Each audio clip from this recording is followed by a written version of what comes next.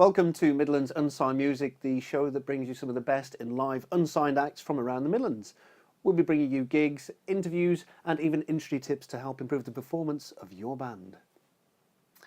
Now, first off, we do need to apologise that we didn't get you a show last week. There were some unforeseen technical issues with the video. And whose fault was that? I'm going to blame Jimmy Savile, because he can't fight back now. That's controversial. If it was Jim, he would have fixed it.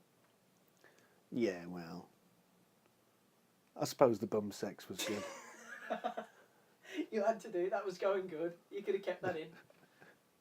Still can. Coming up on this week's show, we're going to be doing some reviews of tracks by the Cower Hounds, Fool's Glory and Captain Horizon. We'll also give you an industry tip on how to manage your manager. So first track up for review is Plot for the Capture by Cower Hounds. Now, I can't tell you too much about these guys. Their bio on Facebook looks like somebody just took a Monty Python script, torn several bits of it, threw it around and put it back together using really crappy old sellotape.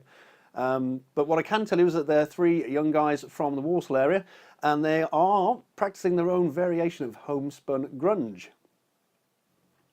Now, the track starts off quite gently with the introduction, building up almost as though they're trying to lead you in very gently rather than immerse you in boiling hot water of sound.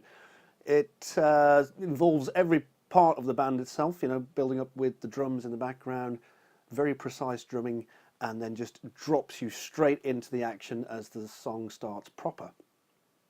Now, the bass line is pulsating throughout the entire song, most noticeably during the start as it comes into the verse, I suppose. Not an overly complex one, but one that's rather well delivered.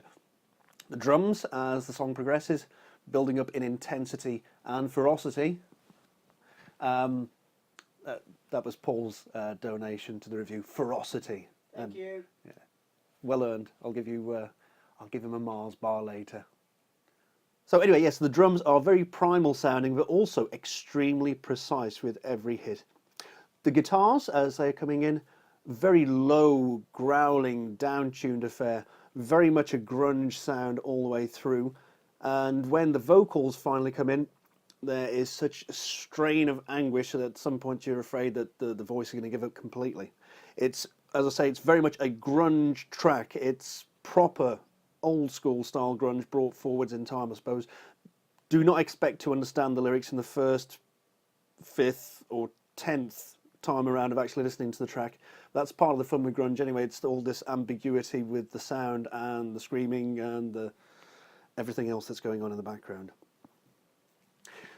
Now, part way through the track, there's a bit of a break in the music. It's almost like you're being given this breather because the ferocity and the attack of the entire track itself is just, it's very offsetting in a way, I suppose. The breather point comes just to let you have a bit of a rest from the attack before it comes back in to finish off the job. Very much through to the end of the song is just this huge energetic wave of sound. Now, these guys sound a little bit like Nirvana, perhaps, in the old days, before Nevermind and before they got all commercialised and all that. Or maybe perhaps even the Melvins. It's got that dark, gritty, heavy rock sound to it, so full of grunge. This is literally grunge respun and rebranded for the 21st century. These guys are doing a brilliant job. Now, we'll have the links obviously down below as per usual, but if you get a chance, check out their YouTube page and have a look at the video that they've got for Plot for the Capture. It's not a video that they've made themselves. It's actually just a very ancient cartoon that they've overlaid the track to, but you can get an idea of their sense of humour and the dark nature that's behind the track and the sounds themselves. Check out one of their other tracks. I can't remember what it's called for the life of me, but there's another weird, extremely weird video that they've got for that with kids riding around on bikes in masks, and it scares the shit out of me. Now, if you want to catch up with these guys and see them live, they'll be playing at Eddie's in Birmingham on the 28th of March. This is Friday night. They're supporting John Otway, the man with the 2 guitars, so get yourself down there and check the guys out as soon as you can. Give them your love on Facebook as well. Next track up for review is Secret World by Fool's Glory. Now, these guys are a 5-piece female-fronted hard rock band from Birmingham, and these guys, despite their young age, have already got a few really good achievements and accomplishments underneath their belts. They are the youngest band to play at Glaston Budget Festival. They are also responsible for playing some music during the Birmingham Torch Ceremony, during the Olympic Torch Ceremony. So yes, despite their youth, they do have a very mature sound, and they've got, like I say, some really good accomplishments there to keep under the belt and to be very proud of as well. Now, the track has got some of those deep, chunky guitar sounds that I really like, the sort that sound like a train just chugging along nice and steady all the way through. Nice fluid bass line throughout the track as well, and works perfectly. Nice composition there between the lead guitar and the bass guitar. The drums booming throughout, like to hear it. The double kick on the bass is being used properly. It's not overused like some other bands might just use it constantly. It's just used for effect here, and it pulls it off very well. Now, when the vocals come in on Secret World for the track, of course, obviously mentioned it's a lady vocalist. It's very, very nice. But the contrast between her voice, which is very clean, very high, as opposed to the dark, gritty, turbulent sounds coming through on the guitars and the drums, of course, just emphasises the track perfectly. Nice clarity towards the vocals themselves, so you can hear every lyric that's going on.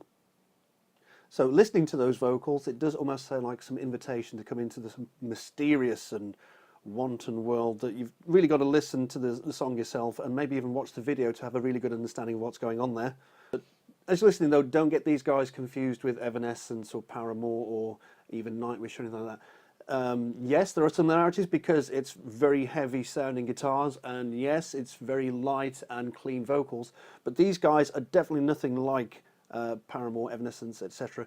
They've got a very definite sound unique to themselves, and it's typically, I would say it is very much a Midlands sound. It is very much Birmingham. It does have that sort of almost classic sound to it. I suppose the only thing that I'd recommend is just a little slight improvement for the song would be just the guitar solo towards the end of the song. It's a little bit sort of generic riffs, sort of bluesy, rocky sort of thing. But, you know, can be forgiven for that because the rest of the track is just such an awesome thing. You probably wouldn't even notice it unless you were listening for something like that. And I listen for things like that because I'm a bit of a pain, to be fair. Fool's Glory already have an EP out, so you can check out the rest of the tracks if you like, but definitely check out Secret World. They do have a video on YouTube as well. We'll have all the links roundabout and available somewhere here, so have a look. If you do want to check these guys out playing live, and I recommend that you do, they'll be playing at the Roadhouse in Birmingham on the 13th of March and the Rainbow Birmingham on the 26th of March, which is actually their EP launch official. So get yourselves down and find yourself amongst fools. Now, our final track up for review this week is the absolutely brilliant song Patch by Captain Horizon. Now, these guys are a 4-piece band from Birmingham. The song Patch is, a bit of background for you on this one, the song Patch is actually dedicated to the memory of Harry Patch, who was the oldest living, last surviving Tommy that fought in the trenches during World War I, the Great War. Sadly, he died a couple of years back at the age of 111 years, 1 month, 1 week and 1 day. And his experiences during the war, he didn't actually talk about the war until he was well into his 80s. He wouldn't share about any of the things that occurred to him or his friends during that first war. Now, this song is dedicated, as I said, to the memory of Harry Patch and also anybody else that fought in those trenches, and even, you know, to wars around the world now. The song starts off with just a couple of notes ringing out on guitar before the drums and the bass come bounding in as well. Now, as the introduction starts to progress, I actually, for a few split seconds, I thought that it was going to just crumble into some sort of strange cacophony, but the sound effects on the guitar and just like the melodies being used, it just for a second it feels like it's wrong, but as you just let it carry on, it just becomes very right. There is excellent composition. These guys are brilliant musicians to be able to play such progressive sounding music in that sort of fashion. The guitars are very mobile, especially the bass guitar is just, It's unbelievable. It's like there's another actual song taking place at the same time as the thing that's going on. You could basically take apart any of these things and say you're listening to a different song, but once they're all together, it's very unusual, but it works, such a treat. Before the vocals have even come in, you're already starting to get this really unusual picture that's almost showing some stability and calm, but on the other hand, it's almost like there's this underlying chaos or these undercurrents of emotion that are just happening throughout. It really is a very emotive song, but like I say, when the vocals come in and you actually start to hear the lyrics and understand a lot more about the meaning of the song, it really just brings out a wall of emotion, I suppose, really. There's a lot of meaning and intent behind every single word that's sung. Looking at the lyrics as they are written down, it almost reads as though it's war poetry as well. You get these wonderful metaphors and images that just propel your thoughts back into those sort of days, and you get a lot of the emotional content of, you know, hopes and fears, and it becomes almost a tragedy up until the point when the choruses start to come in, and it's a very hopeful sound. It's about remembering, basically, as you should expect from a song dedicated to our Tommies of history. These guys are an alternative band. They are very much a progressive sounding band, so expect a few ups and downs, a few changes of mood and emotion and thought throughout the track. In fact, at one point there's like a little down section where it does actually sound very much like a modern Pink Floyd. It's almost as if for this track, these guys managed to get Pink Floyd, Porcupine Tree, maybe Radiohead, something like that, and just mash them all up in a room together and make them produce something that sounds beautiful as an end result. And these guys, got to say, absolutely brilliant musicians. The composition is excellent, and there's very much a lot of catchiness about the vocals, and I'm just amazed by some of the skill of the bass player and the guitars and the drums all together. It is just one hell of a brilliant song. Now, another good thing about this track is that when I checked out their video on YouTube as well, it does actually say that all the proceeds made from the sale of Patch are donated to the Royal British Legion. So I would thoroughly recommend you get a copy of this song, not only because it's brilliant, and it really truly is, you've got to listen to it to believe it, of course, but also, I mean, Paul's getting a copy, I've got a copy as well now, and yeah, worth every penny. It goes to help support the memories of people like, you know, Harry Patch and other people that fought in World War I, World War II, and even around the world today. So definitely check out Captain Horizon. Check them out on Facebook, YouTube. Give them your likes, your love and your support. And if you want to go and see them live, they're actually at the Red Lion, Saturday the 15th of March. We'll have some details where you can get in touch with these guys.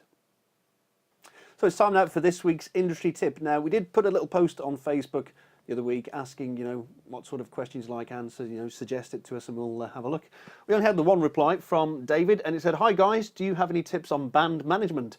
Pointers so that bands ensure they get a good manager and don't get ripped off, fees and commission charges, etc." Now, the fact is, if you're just starting off as an unsigned band, the chances are you don't actually need a manager just yet anyway. There's an awful lot of things that you can do yourselves to just improve your following, get your gigs and things like that, even things like Facebook, web pages. These are things that you can take care of yourself without having to worry about getting another party in. If you do feel you need a little bit of extra help, then my advice is don't go looking for a manager just yet anyway. Just find a friend, somebody that's a good friend, knows the band, appreciates your music. See if they can help you out in some way. Maybe they can take some responsibilities off you for Facebook or your web pages, things like that. Or maybe they can help send your music around to some of their friends and, you know, get a bit of following that way. What I would say is that typically you can get your own gigs. You don't need a manager to get any gigs in the Midlands, really. There are an awful lot of promoters out there. Check a few of the guys out. You'll find pretty much most venues have one particular promoter that you can get in touch with. And to be honest, the amount of money that you'll tend to get off a gig anyway, it tends to be like £1 or £2 per ticket that you've sold. So that's not really enough for you to be able to pay a percentage of that to a manager. I would say that once you do start to get into a position where you need a manager, you will know that you need a manager. By that time, you'll have a massive following. You'll be having difficulty coping with the ability to keep in touch and keep track of all the things you're supposed to be doing. That is the point when you'll be looking for a manager. In which case, I'd recommend that you actually find a band that is similar to yours and ask them who their manager is, how they do, and, you know, if they're happy with them. Now, that way, you'll have a good idea as to whether or not that is a person that you can work with yourself. Now, regarding fees and commission, etc., you can expect to be paying anything between 10, 15 and 20% depending on who your manager is and what it is they're actually doing for you. If you're not getting the sort of results that you would expect from that manager, then that really is the time when you need to consider whether or not it is worth paying a substantial amount of your hard-earned cash for the hard work that you're doing to somebody else that might not actually be pulling their weight. Now, if you do feel that your manager isn't providing all the goods that they claim they would, don't bother paying them any more of your hard-earned money. Just, as we say in the business, fire them.